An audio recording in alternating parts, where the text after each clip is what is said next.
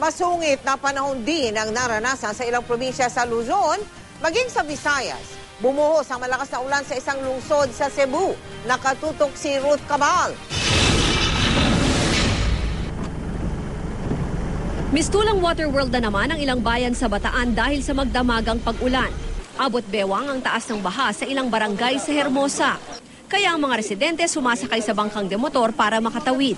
Ilang iskinita sa bayan ng Orani ang lubog din sa baha, kaya't sinuspindi na ang klase sa ilang eskwelahan doon.